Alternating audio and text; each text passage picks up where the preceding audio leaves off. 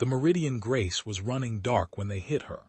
Not dark by choice, dark because the amber light of the Vahari system did not reach that far out, and her exterior floods had been switched off per non-combatant protocol to reduce heat signature. She was lit only by her own running lights and by the slow pulse of the Red Cross beacon mounted amidships, the one that broadcast on 7 frequencies simultaneously and had been broadcasting since she'd cleared the compact transit corridor 14 hours prior. The non-combatant declaration was on file with the Vahari sovereignty's own registry. We had the timestamp. 3 Vahari strike pinnaces fired 41 kinetic rounds into her at a combined closing velocity that gave the crew no time to transmit a distress signal. The rounds punched through the hull at the triage decks, the surgery bay, and the forward patient ward. Of the 401 souls aboard, 312 medical staff, 89 patients, including 11 critical cases transferred from the Calder Haven relief station, none survived. The Vahari sovereignty's communiqué reached Joint Retaliation Command 18 hours later. It was 4 sentences. The first 3 were an administrative preamble. The fourth read, "Targeting error identified. No further action anticipated." I was the one who logged it. That was my function aboard the Iron Covenant Fleet Operations Analyst, meaning I sat at a terminal on the main bridge and converted events into entries. I logged the Meridian Grace's departure from Calder Haven. I logged her non-combatant filing. I logged the cessation of her beacon. I logged the Vahari communiqué. Then I logged the order that Admiral D. Rain signed 12 minutes after he finished reading it, the order that activated the Iron Covenant and every asset attached to it. The log entry for that one required a new classification code. We had not used it before. 480 warships. I want you to understand what that number means, because the Vahari communiqué was 4 sentences, and our answer was 480 hulls crossing the compact boundary in formation. The Vahari sovereignty had 31 active military vessels in their home system on the morning we arrived. They had 14 orbital defense platforms, 7 deep system picket stations, and a surface-based kinetic battery installation on their second moon that had been operational for 60 years and had never been successfully suppressed by any peer-state engagement. They had all of this. We had read all of it. None of it changed the order. Admiral Rain designated the formation in 3 hammer groups. I wrote the designations myself because he dictated them aloud, and I was the one who entered them into the operations log. Hammer 1 was 160 ships assigned to the orbital defense ring. Hammer 2 was 200 ships assigned to the deep system picket network and fleet intercept. Hammer 3 was the remaining 120, assigned to the surface installation on the second moon, and to anything the Vahari chose to launch in the first 4 minutes. The math was not complicated. I had run it twice before Rain finished dictating. The Vahari broadcast on the emergency channel at 6:14 system time, approximately 90 seconds after our lead elements completed the transit from the compact corridor. The broadcast was in Vahari standard with a compact certified translation running in parallel. They referenced the communiqué. They referenced the non-combatant declaration and acknowledged its filing. They proposed an accountability proceeding under Compact Article 31 and offered to transfer the strike pinnace crews to a joint tribunal within 72 hours. Admiral Rain did not acknowledge the broadcast. He looked at me, not because he needed anything, but because I was the nearest person and he wanted to look at someone, and then he looked back at the forward display, where the Vahari defense ring was already repositioning. I logged the broadcast as received. I noted the timestamp. I did not note a response because there was none to note.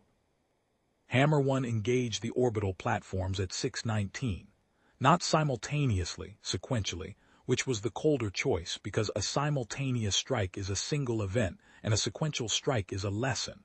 The first platform was gone in 11 seconds, the second in 14. The Vahari were still adjusting their targeting solutions for the third when the third was gone. I watched the returns on my terminal and logged each strike as it resolved. There was nothing else to do.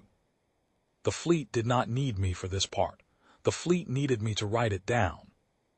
The Vahari launched 9 of their 31 military vessels during the first 8 minutes. That was the bravest thing I saw that day, and I am not saying it to diminish them. 9 ships against 480, and they launched. Hammer 2 met them before they cleared the inner orbital band. I logged 6 of the 9 as destroyed at 6:28, 2 more at 6:31, and the last one at 6:34 when it tried to break toward the compact corridor, and 2 of our frigates redirected. After that, there were no Vahari military vessels in the system. There were also no Vahari military vessels anywhere outside the system, because Hammer 2's outer screen had been sitting on the corridor egress points since 6:01. The second moon took longer. The kinetic battery was dug in, hardened, and operated by a crew that knew their business. Hammer 3 lost 2 ships in the approach. I logged them, the Kareth's Reach and the Durin Vane, 14 crew combined, and took another 3 damage before the installation's power grid failed at 7:41 from a simultaneous strike on 4 separate conduit junctions. After the grid went down, it took 11 minutes to confirm the battery was non-functional. Hammer 3's commander requested confirmation twice, because she was meticulous, and because those were the rules, and I confirmed both times from the sensor returns on my board. At 8:23, Admiral Rain asked me to compile the operations summary. He did not ask for anything else. He did not make a speech. He stood at the forward display with his hands behind his back and watched the sensor returns until I had the summary ready, and then he read it in silence and initialed it without amendment. I will tell you what the summary contained because it is the only record that matters. 480 ships deployed, 14 orbital defense platforms destroyed, 7 deep system picket stations destroyed, 31 Vahari military vessels destroyed, the surface installation on the second moon rendered non-functional, 2 Earth vessels destroyed in action, Kareth's Reach and Durin Vane, 14 Earth crew lost, 0 Vahari military assets remaining in the system or in the corridor approaches. Engagement duration, 2 hours and 9 minutes. The operation summary also contained one line that I wrote myself and that Rain did not change when he read it. It was in the field-marked disposition of Vahari Accountability Proposal. I wrote, Proposal received at 6:14. No proceeding initiated. Matter closed. We filed that summary with Joint Retaliation Command at 8:47. The covering transmission was 6 words, because Rain dictated those 2 and he was not a man who needed more. It read, Iron Covenant Operations Summary attached. Filed. The Vahari non-combatant declaration was also filed, had been filed for 14 hours when their strike pinnaces fired. The Meridian Grace's beacon was on record in their own registry. Their communiqué called it a targeting error. I have thought, in the time since, about what kind of error a targeting system makes when it fires 41 rounds into a hospital carrier running Red Cross markings on 7 frequencies. I have not found a good answer. I do not think the answer matters now. What matters is what we filed back. 480 ships, 2 hours and 9 minutes, 1 line in the disposition field. The Vahari sovereignty broadcast twice more on the emergency channel after the engagement, once at 1100, once the following morning. Both were logged as received. Neither was acknowledged. There was nothing further to say. We had said it already, in the only language that a targeting error and a 4-sentence communiqué had left us room to use. I closed the log at 12:04 and signed my name to it. Ilara Voss, Commander, Fleet Operations Analyst, Iron Covenant. The date, the system, the classification code we had never used before. The Meridian Grace's beacon frequency is still listed as active in the compact registry. No one has filed to decommission it. I have not asked why.